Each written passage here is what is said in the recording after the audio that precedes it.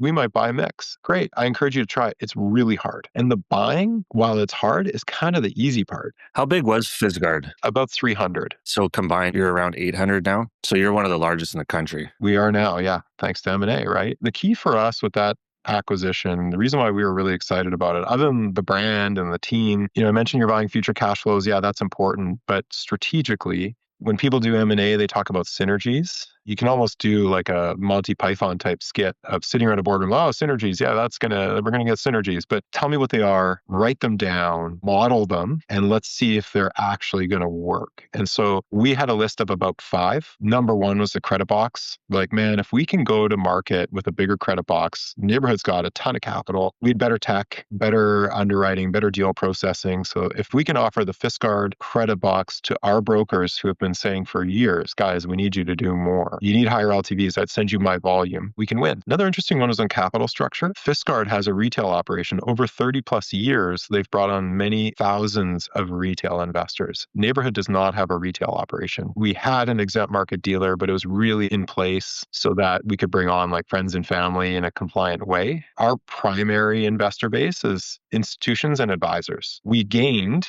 a retail investor base. And that was interesting because now you've got several thousand clients that you can market to, that you can do new things with. Then the list kind of went down from there. So it was a really compelling deal for us. We also felt that, it's nothing new in the industry. You guys have probably heard it too. A lot of people are like, oh, M&A is going to happen, M&A is going to happen, M&A is going to happen. Well, no one really did it. We went out there and we're like, we're just going to do it. And I think now what's interesting is having proven that we can do it, we're seeing more interest in working with us because ideas are cheap. Execution is everything. So a lot of groups like, oh yeah, we might buy a mix. Great. I encourage you to try it. It's really hard. And the buying, while it's hard, is kind of the easy part. The really hard part is integrating because before we had even closed the deal, we had started integrating and not like in a formal way because there's some reasons why you have to be careful with that. We're obviously not going to hand over a bunch of data. We're not going to compete unfairly in the market or anything, but you have to plan so that when you're closed, you now can be one unified business. And what does that look like? So we had months of meetings, mapping out technology, for example, vetting the technology. What are we going to use going forward? How's that going to work? How are we going to train people? What's the communication? All this kind of stuff. It was hard. Even building an org chart, like mashing 2 teams together is its own challenge. So that part's been tough. So here we are 9-10 months later, whatever it's been. It's been an interesting one. And, we're definitely out there in the market looking to do more if it's out there, but it has to make sense.